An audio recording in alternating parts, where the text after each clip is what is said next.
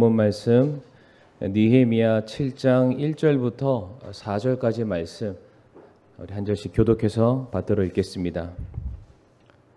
느헤미야 7장 1절에서 4절까지 말씀 한 절씩 교독을 하고 마지막 4절은 같이 읽겠습니다. 이제 성벽이 건축됨에 내가 문짝을 달고 문지기들과 노래하는 자들과 레위 사람들을 임명한 뒤에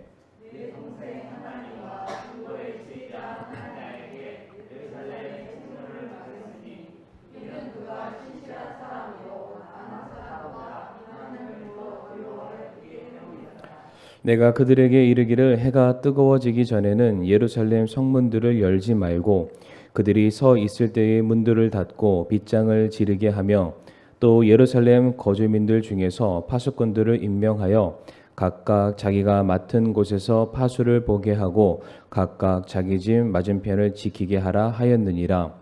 이제 그 도시는 크고 광대하나 그 안에 백성은 적고 집들은 건축되지 아니하였더라. 아멘. 이 시간 말씀에 대해서 함께 기도하겠습니다. 사랑과 은혜가 많으신 아버지 하나님 감사합니다. 참 저희들 하나님의 또 귀한 백성들 또 하나님의 몸된 또 교회에 나올 수 있도록 또 이 자리에 나와서 예배를 드릴 수 있는 모든 환경들을 허락해 주심을 감사를 드리옵니다. 참 저희들 무엇보다 하나님의 말씀을 사모하게 하여 주시옵소서. 하나님께 예배 드림이 하나님과의 또 친밀한 교제의 시간임을 잊지 않게 하여 주옵시고 우리가 하나님을 만났을 때에 우리들의 삶의 소망을 알게 해주시고 위로를 얻게 해주시고 안식을 얻을 수 있는 은혜를 허락하여 주시옵소서. 특별히 이 시간 우리 이미경 자매님을 위해서 아버지 기도하오니 내 일들을 주께 맡기라. 그래야면 내가 생각하는 것들이 굳게 세워지리라. 아버지 하나님 모든 일들 정말 하나님의 도우시는 손길이 함께하기를 아버지 원하옵니다. 내일 오후 2시경에 또 조사를 나오게 될 텐데 모든 것 가운데에 우리 또 자매님께서 하셨던 모든 일들 요양과 관련된 모든 일들 순적하게 지나갈 수 있는 은혜를 허락하여 주시옵소서. 이 시간 또 저희들 말씀 앞에 섰습니다. 우리가 두렵고 떨리는 마음으로 오직 순종하고자 하는 마음으로 말씀을 듣게 하여 주시옵소서. 예수님의 이름으로 기도를 드립니다. 아멘. 오늘은 느헤미야 7장 1절부터 4절까지 말씀을 통해서 성문을 지키는 사람들이라는 제목으로 함께 말씀 나누도록 하겠습니다. 오늘 1절 말씀 보게 되면 이제 드디어 예루살렘 성벽의 문을 닫는 장면이 기록되어 있습니다. 이제 그야말로 이제 예루살렘 성벽이 이제 완공이 된 바로 그 놀라운 시점에 저희가 이제 도달하게 되었습니다. 그런데 예루살렘 성벽의 재건은 굉장히 중요한 일이었습니다. 그럼에도 불구하고 완성된 성벽 자체가 공사의 궁극적인 목적은 아니었습니다. 왜 그러냐? 아무리 성벽을 완벽하게 짓는다 할지라도 그 성벽을 지켜낼 만한 사람이 없다면 성벽 자체가 아무런 의미가 없기 때문입니다. 그래서 오늘 본문 말씀을 이제 살펴보게 되면은 이제 느헤미야가 성벽을 완공하고 난 이후에 이제 성벽과 성전의 기능을 온전하게 회복하기 위해서 그 필요한 곳곳에 사람들을 이제 선임하고 그 자리에 책임을 전달하는 장면이 오늘 이제 느헤미야 7장부터 기록이 되어 있습니다. 자, 그러면 성도 여러분들 1절 말씀을 보게 되면은 느헤미야가 이제 이 성벽과 성전의 기능이 온전하게 회복되기 위해서 누구를 제일 먼저 선출한다라고 되어 있습니까? 오늘 보면 1절 말씀 보게 되면은 이제 성벽이 건축됨에 내가 문짝을 달고 제일 처음에 나오는 직분이 문지기들과라고 되어 있습니다. 무너졌던 성전 그리고 또한 허물어지고 불탔었던 성벽이 무려 약 140여 년이라는 시간이 지나고 난 이후에 다시금 온전히 회복이 되었습니다. 그리고 이제 그 일들의 기능을 온전하게 감당하기 위해서 사람들이 지금 세워지고 있는데 가장 첫 번째 언급된 직분이 바로 문지기입니다. 성도 여러분들, 성경에는 순서가 굉장히 중요합니다. 그냥 적힌 게 아니라 다 의미와 뜻과 목적이 있기 때문에 순서에 따라 적히게 되는데 오늘 본문에 문지기가 나왔다. 우리가 굉장히 주목해 볼 만한 부분이라고 믿습니다. 자, 어째서 느헤미야가 성문을 지키는 바로 이 일의 문지기부터 뽑았을까? 성도님도 혹시 느헤미야 1장 말씀을 기억하십니까? 지금 느헤미야 7장에 오기까지 느헤미야의 마음에 불씨를 지피고 내가 고향으로 돌아오고 민족들의 부흥과 회복을 위해서 그가 이렇게 열렬하게 하나님의 백성들을 위해서 그의 삶을 드리게 되었던 그 동기가 되는 말씀이 느헤미야 1장 3절에 있습니다. 느헤미야 1장 3절 말씀 보게 되면 그들이 내게 이르되 포로로 사로잡힘을 면하고 거기에 남아있는 남은 자들이 그 지방에서 큰 고통과 치욕을 당하며 또한 예루살렘 성벽은 무너지고 성벽의 문들은 불탔나이다 라고 하나니가 말해줬습니다. 지금 하나니가 느헤미야에게 찾아와서 무엇을 말해주냐면은 이제 그들의 고향이죠. 예루살렘의 형편에 대해서 현 상황에 대해서 말해주기를 성벽이 무너졌고 성벽의 문이 불탔다라고 설명을 합니다. 지금 이 두 가지를 지금 하나로 묶어서 설명을 하고 있습니다. 그러니까 이 말이 무슨 뜻이냐면은 성문이 열림과 동시에 적들이 성 안으로 쳐들어오게 되었고 결국 성벽이 무너지고 성들이 불타게 되었습니다. 순서상으로는 성벽이 무너지고 그 다음에 성문이 불탔다라고 되어 있지만은 이게 사실적으로 전쟁을 하기 위해서는 성문을 통과하고 난 다음에 그 다음에 성벽들이 무너지게 되어 있습니다. 즉 예루살렘이 함락이 되었던 이유는 성문을 제대로 지켜줄 자가 없었기 때문이었습니다. 뿐만 아니라 성문에서 적군의 침입을 대신해서 그 안에 살고 있는 모든 사람들에게 경고의 메시지를 전달할 수 있는 사람들이 부재했기 때문에 결국 예루살렘이 멸망할 수밖에 없었습니다. 성도님들, 성문을 지킬 수 있는 사람이 없다는 것은 그 안에 살고 있는 어떠한 사람도 보호를 받지 못한다는 말이 되고요. 보호를 받지 못하기 때문에 그 안은 위험한 곳, 사람이 살 만한 곳이 아니기 때문에 누구도 살 수 없는 장소가 될 수밖에 없습니다. 그래서 오늘 느헤미야 7장 4절 말씀도 보게 되면 실제로 그 성벽 안에는 누구도 살고 있지 않다라는 말씀이 기록되어 있습니다. 그러니까 지금 아무리 튼튼한 성문을 달아 놓았다 한들 누가 그거를 지켜주지 않는다면 그 문은 열려있는 문이나 다름이 없고요. 이제 그 문으로 적들이 출입이 빈번하게 될 것이고 노략과 약탈이 반복이 될 것이 뻔하기 때문에 누구도 성벽이 재건되고 성문이 달려있지만은 그 안에 들어가기를 아마 주저하고 있었을지도 모르겠습니다. 그래서 느헤미야는 이와 같은 과거의 실수를 반복하지 않기 위해서 성벽이 완공이 되고 난 그 이후에 무엇보다 먼저 문지기를 뽑아서 그 자리에 세우게 되었던 것입니다. 2절 말씀 보게 되면 이 문지기를 담당할 책임자들이 선임되었음을 우리가 알 수 있는데요. 2절 말씀에 내 동생 하나니와 궁궐의 치리자 하나냐에게 예루살렘의 책무를 맡겼으니라고 되어 있습니다. 이제 성전과 성벽이 완공이 됐습니다. 그런데 그 넓은 지역을 두 곳으로 행정구역을 두 곳으로 나누어서 한 곳은 하나니에게 다른 한 곳은 하나냐에게 이제 임명해서 그들로 하여금 지키게 만들게 되었습니다. 노란색 글씨로 되어 있는 하나니와 하나냐에 대해서는 제가 조금 나중에 설명을 드리도록 하고요. 느헤미야가 이 두 사람을 뽑아놓고 난 이후에 부탁한 일이 3절 말씀에 나와 있습니다. 느헤미야가 하나니와 하나냐를 선출하고 난 다음에 그들에게 정치에 관련된 거, 외교에 관련된 거, 문화에 관련된 거, 복지에 관련된 대외적이고 커다란 사업을 부탁했던 것이 아니라 오로지 성을 지키는 문지기에 관련된 일만 그들에게 부탁을 하게 됩니다.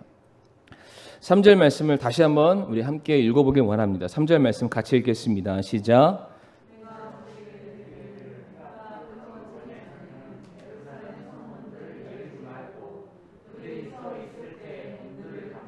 빗장을 지르게 하며 또 예루살렘 거주민들 중에서 파수꾼들을 임명하여 각각 자기가 맡은 곳에서 파수를 보게 하고 각각 자기 집 맞은편을 지키게 하라 하였느니라. 아멘. 느헤미야가 하나니와 그리고 하나냐를 선출하고 난 다음에 그들에게 부탁한 일들이 3절 말씀에 나와 있는데요. 그냥 제가 간추려 요약을 하게 되면은 해가 떠서 날이 중천에 이르게 되었을 때에만 예루살렘의 문을 열어주고, 그리고 해가 지기 전에는 문을 닫고 반드시 그것을 잠그고 그것을 경비하는 사람, 파수꾼을 세우는 역할을 너희들이 감당해야 된다. 그리고 파수꾼들을 향해서 명령하기를 너희가 살고 있는 너희 집 맞은편은 너희들이 목숨 걸고 책임을 다해서 반드시 지켜야 된다라고 말하고 있습니다. 그러니까 요즘으로 따지면은 뭐 거창하게 기록되어 있지만은 네가 할 일은 경비하는 일이다. 사람들의 출입을 통제하고 누가 들어오는지 누가 나가는지 철저하게 확인하는 일, 그 일이 너희가 해야 될 일이다라고 지금 말해주고 있습니다. 나중에도 설명드리겠지만 성도님들, 하난이라는 사람은 느헤미야의 동생입니다. 그리고 느헤미야 1장 말씀에는 이스라엘, 예루살렘의 그런 운명적인 사업, 과업을 어깨에 짊어지고 책임지고 왔던 사람입니다. 그러니까 느헤미야가 오기 전까지는 어찌 보면은 예루살렘, 이스라엘을 대표하는 사람이 하난이었습니다. 그런데 지금 그런 사람을 불러다가 어디에 세우니까 지금 경비원으로 지금 세우고 있습니다. 그러니까 사실적으로 정권이 바뀌거나 어떠한 뭐 나라의 운명이 바뀌게 되면은 보통 측근들을 가장 높은 자리에 세우게 되어 있잖아요. 근데 지금 상대적으로 가장 낮은 자리에 하나님을 세우고 있습니다. 그런데 설명이 드리겠지만은 지금 이 자리가 느헤미야에 있어서는 무엇보다 중요한 자리였음을 지금 말해주고 있습니다. 처음에도 말씀을 드렸지만은 지금 새롭게 성벽에 세워졌고요. 그 성벽의 완공을 알리는 성벽의 문이 달리게 되었습니다. 그러나 4절 말씀 성도님들 보시게 되면은 성벽은 지어지게 되었지만은 이제 성벽을 바운더리로 하고 있는 그 성벽 안에 도시에는 어떠한 시스템이나 구조나 생활 환경이나 주택이라는 것이 지금 전무한 그런 상태였습니다. 이것은 무엇을 말해주냐면은 누군가 공격해 들어오게 되면은 이 성을 지켜줄 사람이 없다는 것을 의미하고요. 공들여 세워 놓았지만은 아무도 지킬 사람이 없기 때문에 이 예루살렘 성벽이 또다시 누군가에게 있어서 빼앗김을 당하거나 빼앗김을 당한 그 이후에 또다시 성벽이 무너질 수 있는 그런 상황이라는 것을 우리가 알 수가 있습니다. 그런데 성도님들, 우리가 이제 말씀 전체를 한번 되짚어보면서 복습을 해보길 원하는데, 지금 무너졌던 성벽을 다시 세운 목적과 이유가 무엇일까요? 성벽을 세웠잖아요. 느헤미야가, 그리고 이스라엘 백성들이 한 마음과 한 뜻이 되어서 성벽을 다시 재건한 이유. 조금 더 아름다운 건물이 필요했을까요? 남들보다 더 아름답게 보일 만한 탁월한 어떤 건축물이 그들에게 필요했을까요? 그렇지는 않습니다.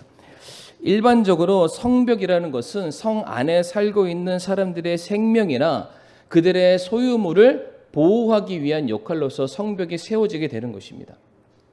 그런데 이스라엘 백성들에게 있어서는 이 성벽이라는 것은 단순히 그들의 거주지에 어떠한 바운드리나 영역을 체크해주는 그런 역할을 하지는 않습니다. 그들의 생명이나 그들의 소유물을 보호하기 위한 목적으로 성벽을 세웠던 것은 아니었습니다. 다른 사람들이야 그들이 화려하게 생각하는 건축물을 세워놓고 논과 밭과 집과 전토를 만들어 놓고 그것을 보호하기 위해서 그들의 성벽을 세워 놓았다면, 이스라엘 백성들에게 있어서 성벽은 무엇을 의미하냐면은 성전을 의미합니다. 다시 말해 하나님과의 예배, 하나님과 제사를 드리는 것, 하나님과 친밀한 관계를 누리기 위해서 그들과 세상을 구별하기 위한 하나의 장벽과도 같은 역할을 감당하는 게 성벽이었습니다. 즉 느헤미야가 지금 성벽을 세웠던 것은 다른 것이 아닙니다. 이스라엘 백성들로 하여금 그들이 세상으로부터 구별되어서 하나님께 예배드리는 예배의 공동체, 하나님의 거룩한 백성들로서 그들을 구분짓기 위해서 성벽을 다시금 세워놓게 되었던 것입니다. 지금 그 역할을 위해서 성벽을 세워놨는데 그 성벽 안에 사람들이 아무도 살고 있지 않는 거예요. 그러니까 성벽을 세우는 목적과 이유가 지금 전혀 완전히 지금 다 사라져버린 그런 상태다라고 말을 할 수가 있습니다. 그러하기에 느헤미야가 가장 먼저 한 일이 무엇이냐? 이제 이 성벽의 기능이 온전하게 회복되기 위해서 성벽의 문을 지키는 사람부터 우리가 세워야 되겠다. 성도님들, 아모스 8장 11절의 말씀 보게 되면은 아모스 대언자가 이스라엘 백성들이 당시에 가뭄으로 허덕이고 있을 때 그들에게 찾아가서 한 가지 메시지를 전달하죠. 지금 너희들이 당면한 삶의 문제는 목마름과 배고픔의 문제가 아니다. 실제 너희들이 지금 목이 마르고 있고 먹지 못해서 기근 가운데 허덕이고 있지만 사실은 나의 사랑하는 이스라엘 백성들아, 지금 너희의 문제는 하나님의 말씀에 대한 기갈이고 굶주림이다. 하나님의 말씀이 너희들의 삶에 회복이 되기만 한다면 나머지 모든 것들은 마땅히 너희들의 삶에 채워줄 것을 믿고 기대해라 라는 말을 아모스 대언자가 그들에게 해주게 됩니다. 마찬가지로 지금 느헤미야가 이스라엘 백성들에게 해주고 싶은 말이 무엇이었냐면, 나의 사랑하는 이스라엘 백성들아, 지금 우리가 성벽을 다시금 새롭게 재건했던 것은 건축물을 위한 목적이 아니다. 무너졌던 예배를 다시금 회복하는 것이고, 우리가 예전에 세상과 하나가 되었던 우리들의 옛 삶과 구습을 쫓았던 그 삶이 다시금 새롭게 구별되는 그 놀라운 역사의 바로 시작점에 우리가 서 있다. 우리가 하나님의 자녀인 것을 잊어서는 절대로 안 된다. 우리가 다시 예배를 회복해야 되고 하나님과의 그 교제를 지금 다시 회복해야 될 그때에 우리가 서 있다. 지금 그것을 강조하고 있는 부분이다라는 사실입니다. 자, 그래서 느헤미야가 이 성벽의 기능을 온전하게 감당하기 위해서 두 사람, 하나니야 그리고 하나야라는 두 사람을 세우게 되는데, 이제부터 제가 두 사람에 대해서 설명을 좀 드리도록 하겠습니다. 첫 번째 하나니부터 설명을 드리길 원하는데, 하나니는 어떠한 사람이냐면 같이 한번 읽어볼까요? 영혼 사랑에 앞장서는 자. 느헤미야가 성벽을 지키기에 두 사람을 선정했는데 첫 번째 사람인 하나니는 어떤 사람인가? 영혼 사랑에 앞장서는 바로 그러한 사람이었습니다. 처음에도 설명드렸지만 느헤미야 1장 말씀 보게 되면 하나니는 예루살렘의 비참한 소식을 가지고 느헤미야에게 찾아가게 됩니다. 그래서 자기의 형제였던 느헤미야로부터 이제 거룩하고 놀라운 하나님의 일을 하도록 동기부여를 줬던 사람이 바로 하나니입니다.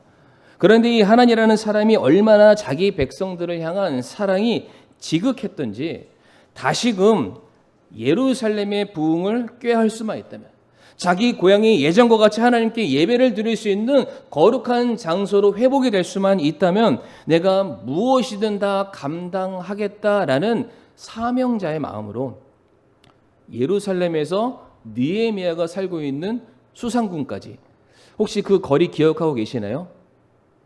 예루살렘에서 수상군 대략 1600km. 그 가는 거리 그때 말씀드렸던 거 기억나시죠? 원웨이 편도로 걸어가는 데만 대략 4개월에서 5개월이라는 시간이 소요가 된다고 합니다.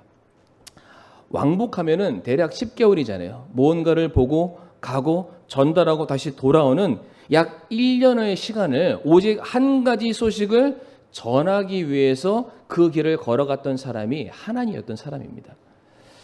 제가 이제 인터넷으로 구글 어스라는 게 있는데 이제 전 세계 지도를 딱 펼쳐놓고 실제 거리를 이제 측정할 수 있는 그런 이제 기능이 있더라고요. 그래서 광주에서 1600km를 떨어진 곳을 딱 찍어봤는데 세상에 대만의 가오슝이 나왔습니다. 정확하게 대략 1600km.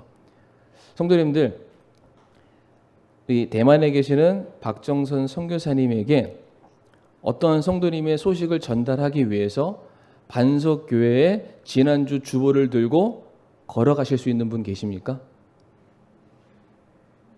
그러니까 바다를 수영하셔야 되고요. 들 넘고 산을 건너고. 근데 그게 무슨 특별한 일이 아니고 그냥 갔다 오는 거죠. 근데 갔다 오는데 얼마나 걸린다고요? 한 1년 정도 시간이 걸립니다. 1년이라는 시간, 어떠한 보수도 보장받지 못하고요. 자기의 목숨도 보장받지 못하는 그 일을 내가 자처해서 내 사랑하는 성도들, 내 교회, 내 민족의 부흥을 위해서라는 영혼 사랑의 그 마음 하나 때문에 책임감을 가지고 성실하게 묵묵하게 그 길을 다녀왔던 사람이 하나니였습니다. 어제 이제 호남 목회자 친교회 때 이제 여수 성서 침례교회를 이제 방문을 했습니다. 그런데 이제 거기에서 그 교회 담임 목사님이신 김진건 목사님이 이제 설교 겸 사역의 간증을 이제 전해 주셨는데, 김진건 목사님께서 이제 신학교 시절, 이제 그의 젊은 시절에 불광동 교회에서 이제 사역을 하셨다고 합니다. 그런데 이제 그 교회에서 이제 그때 시절인데요. 이제 주일학교 교사들을 불러 모아놓고 뭔가 이제 사경회를 하는 그런 시간들이 있었다고 합니다. 이제 교회가 크니까 무려 약 50여 명 되는 교사들이 모여서 여러 가지 이제 세미나를 하는데, 그때 질문 중에 하나가 뭐였냐면은, 어떻게 여기 계신 선생님들은 누구의 영향을 받고 교사가 되셨습니까? 라는 질문을 던졌다고 합니다. 보통 그런 질문이 나오면은 대답이 뭘까요? 담임 목사님의 설교를 듣고 감동해서 교사가 됐습니다. 부목사님의 설교를 듣고 감동해, 전도사님, 이런 얘기를 하는 게 일반적인 대답이잖아요. 그런데 50명 중에 70%, 35명에 가까운 성도님들이, 교사들이 그 교회에 계시는 박위희 모치님이라는 분의 이름을 언급했다고 합니다.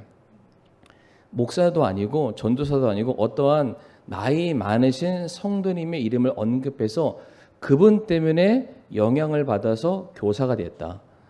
그러면서 이제 그 김진건 목사님께서 그 모치님과에 관련된 일화를 소개를 해주시는데, 한 번은 본인과 다른 청년들과 함께 그 모치님 집을 방문을 했는데, 이제 집 대문 앞에서 모치님 왔어요, 이제 이렇게 얘기를 하는 거예요.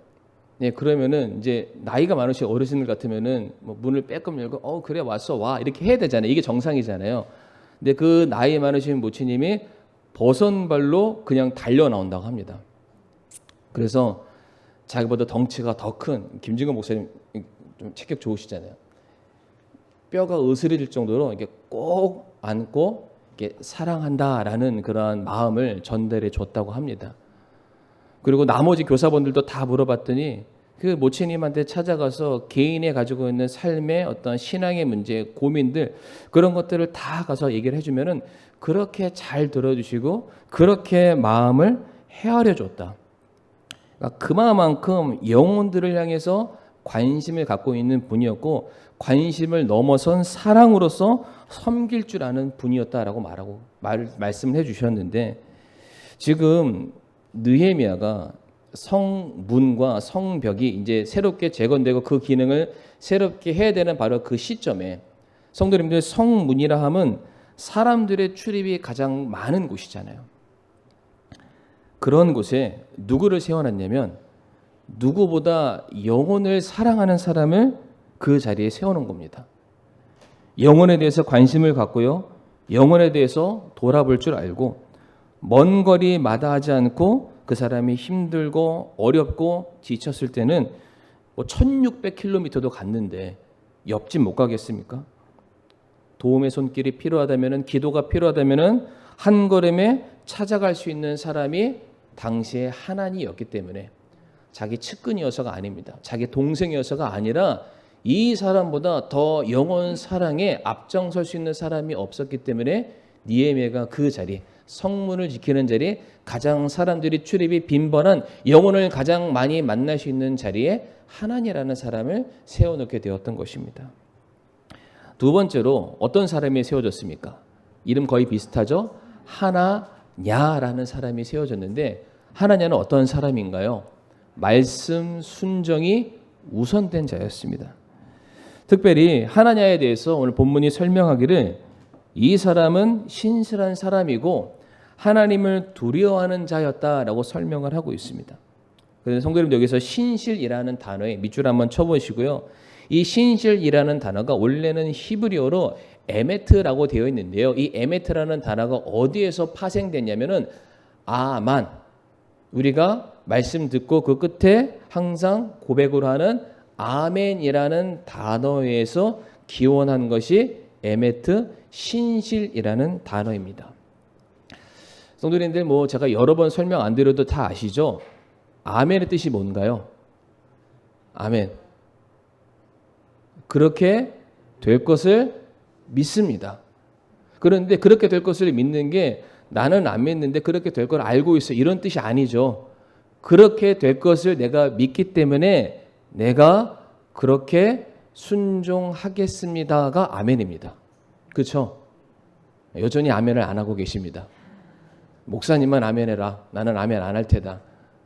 아멘의 뜻이 하나님의 말씀은 진리이고 변함이 없고 반드시 성취될 말씀이기 때문에 내가 그 말씀대로 동일하게 살아가기를 원합니다.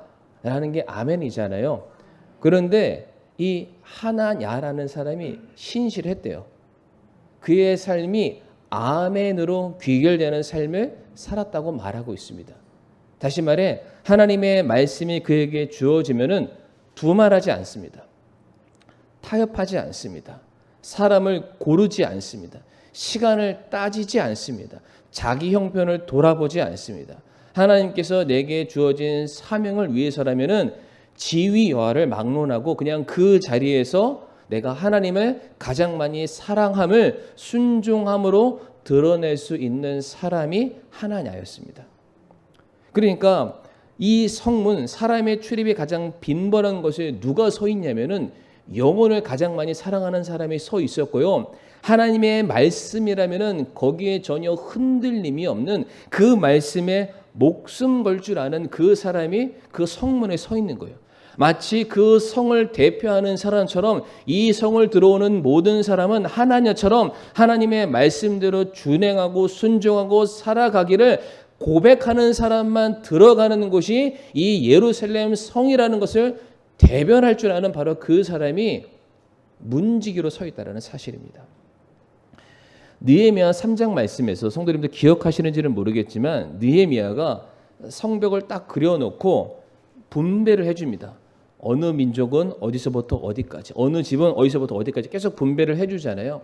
거기 말씀 보게 되면은 이 하나냐의 경우에는 어떠한 모습으로 나오냐면은 자기에게 주어진 분깃도 감당하는 사람이었지만은 자기에게 주어진 과업을 끝마치고 난 다음에는 그 다음에 또 다른 필요가 있는지를 돌아보고 남들보다 2배 이상 성벽 재건에 헌신했던 사람이 하나냐였습니다. 이게 뭘까요? 다른 사람들의 경우에는 주어진 명령에 간신히 이거라도 해야지라는 그런 사람이었다면 하나냐는 하나님의 말씀이 내게 주어졌기 때문에 내가 하나님의 과업과 사역에 참여할 수 있다는 것 자체가 영광이었던 사람이었습니다. 그러하기에 내 삶의 모든 것들은 나를 위한 삶이 아니라 하나님의 부르심과 하나님의 말씀에 순종하는 삶이 우선되기 때문에 내 시간 같은 것들은 뒤로 밀어두고 하나님의 과업이 하나님의 영광이 세워지는 일에 전적으로 자신의 모든 것을 다 드릴 줄 아는 사람, 그의 삶이 아멘으로 점철될 수 있었던 그 삶을 살았던 사람이 바로 하나냐였습니다. 성도님들, 예루살렘 성벽을 딱 만들어 놓고 이것을 2등분해서 두 곳의 책임자 하나니를 세웠고 하나냐를 세웠는데 하나니는 어떠한 사람이었다고요? 누구보다 영혼을 사랑할 줄 아는 사람. 그런데 영혼을 사랑하는 게 단순히 사람만을 사랑하는 것이 아니라 어떠한 사람도 서 있다고요? 하나냐. 하나님의 말씀에 무조건적으로 우선적으로 순종할 줄 아는 두 사람을 느헤미야가 성벽에 문지기로 세웠다. 이 두 사람이 세워지고 난 이후에 성도님들 이제 느헤미야 7장 이후로부터는 어떤 말씀이 기록되어 있지 않냐면은 이 예루살렘 성 안에 치안 문제 때문에 성도들이 어떤 삶의 문제 때문에 고민이 있었다, 불평이 있었다, 원망이 있었다, 분쟁이 있었다, 이러한 말씀은 단 어디에도 기록되어 있지 않습니다. 우리가 사도행전 6장 말씀 가보게 되면 성도님들 예루살렘 교회에 하나의 문제가 발생했잖아요. 그래서 사도들이 기도하는 것과 말씀 전하는 것에 전무하기 위해서 누구를 세웠죠? 집사님들을 세웠습니다. 그런데 그 집사님들이 하신 일들이 무엇이었냐면은 철저하게 성도를 돌아보는 사역이었습니다. 성도의 필요를 돌아보고요. 그들을 위해서 함께 기도하고요. 그들의 어려운 것들을 찾아가서 알아봐주고 함께 눈물로 기도하고 그 어려운 짐을 나눠줄 수 있는 그 집사님들이 계셨을 때에 예루살렘 교회가 더욱더 부흥하고 성장할 수 있었다. 마찬가지로 오늘 본문에 나와 있는 바로 하나냐. 누구보다 영혼을 사랑하는 사람들이었고, 그리고 누구보다 하나님의 말씀을 순종할 줄 아는 바로 그 사람들이 있었기 때문에 드디어 예루살렘 성벽이 지어지고 난 이후에 본격적으로 예루살렘이 부흥하고 성장할 수 있었다는 사실입니다. 성도님들, 단순히 돌덩어리 몇 개 쌓아서 성벽 만들어 놓은 것이 느헤미야가 꿈꿨었던 이스라엘의 회복이 아니었던 것입니다. 그 성벽에 걸맞는, 그리고 성벽 안에 있는 하나님의 영광을 충분히 대변해 줄 수 있는, 그것을 감당해 줄 수 있는 사람이 필요하다는 사실입니다. 그러한 사람이 마치 성벽처럼, 성문처럼 우뚝 그 자리에 서 있을 때에 진정한 회복이 일어나게 되는 것이고요, 진정한 부흥이 일어날 수 있게 된다는 사실입니다. 그래서 다윗이 시편 84편 10절 말씀 보면은 이러한 고백을 합니다. 다윗도 이런 고백을 하는데요, 같이 한번 읽어볼까요? 시작. 주의 뜰에서의 한 날이 천날보다 나으니이다. 내가 사악한 자의 장막들에 거하는 것보다 차라리 내 하나님의 집 문지기가 되겠사오니. 아멘. 다윗도 뭐가 되고 싶다고 말하고 있습니까? 하나님의 집에 문지기가 되고 싶다. 아니, 이 성 안의 주인은 자기가 아니잖아요. 아무리 이스라엘의 왕이라는 칭호를 받고 있었지만은 실질적인 왕은 하나님이시기 때문에 하나님 한 분만이 영광을 받으셔야 되고 하나님 한 분만이 찬양을 받으셔야 되는데, 이 찬양과 영광을 누가 돌려드립니까? 하나님의 백성들이 해야 될 일이잖아요. 그러면 그 수많은 사람들이 세상으로 떠나가는 것이 아니라 그 사람들이 다시금 이 안으로 돌아와서 마땅히 해야 될 일들을 감당해야 되기 때문에 다윗이 먼저 나서서 하나님, 제가 문지기가 되겠습니다. 제가 떠나갔던 그 영혼들을 다시금 데려오는 영혼 사랑에 앞장서는 사람이 되길 원하고요. 다시금 이 사람들이 돌아왔을 때에 세상으로 향하는 것들이 아니라 누구보다 말씀 순종하는 사람 되도록 그렇게 가르치는 그런 사람이 되고 싶습니다. 제가 하나님 같은 사람, 하나 야와 같은 사람이 되기를 원합니다. 이 동일한 심정으로 다윗이 이 시편의 고백을 남겼다고 저는 그렇게 믿습니다. 그러하기에 우리 사랑하는 성도님들, 이제 우리 교회의 모든 사역들이 이제 새롭게 다시금 이전으로 돌아가야 되는, 우리가 그런 새로운 출발 선상에 지금 서 있다라고 해도 과언이 아닐 것입니다. 우리가 바로 이때에 우리 교회를 더욱더 든든히 세워나가는 것, 우리 교회를 예전과 같이 더 부흥하고 하나님의 그 손안에 귀하게 쓰임받는 교회로 우리가 세워지기 위해서 가장 중요한 것은 무엇이냐? 그러니까 외부적으로 어떤 시설적으로 보충하는 것도 중요하겠지만은 우리 교회에 하나 이와 같은 분들, 하나 야와 같은 분들이 정말로 그 어느 때보다 절실하게 필요할 때가 되었습니다. 누구보다 영혼 사랑하는 교회, 같은 동일한 성도들의 필요를 위해서 함께 기도할 수 있는 그런 성도들로 넘쳐나는 교회, 영혼을 만났을 때 누구라도 주저하지 아니하고 복음을 전하고 구령 상담할 수 있는 그런 준비된 성도님들, 그리고 누구보다 말씀 사랑하는 모습으로 가득 차 있다면 성도님들 교회의 부흥과 성장은 이미 예견되어 있는 거나 마찬가지다라고 저는 그렇게 믿습니다. 그러하기에 우리 사랑하는 성도님들, 오늘 말씀을 통해서 하나님, 제가 하나 이와 같은 사람이 될 수 있게 해주시고 하나 야와 같은 사람이 될 수 있게 해주세요. 누구보다 영혼 사랑하는 마음을 저에게 허락해 주시고 누구보다 말씀에 순종하는 마음을 저에게 허락해 주셔서 제가 주님의 몸된 교회를 세워나가는 일에 하나님의 집에 문지기가 될 수 있게 해주세요라고 고백할 수 있는 저와 성도님들이 되기를 간절히 바라겠습니다. 이 시간 함께 머리 숙여 우리가 기도하기를 원합니다. 하나님 같은 사람, 하나님 같은 사람 될 수 있게 해주세요라고 이 시간 잠시 머리 숙여 기도하도록 하겠습니다.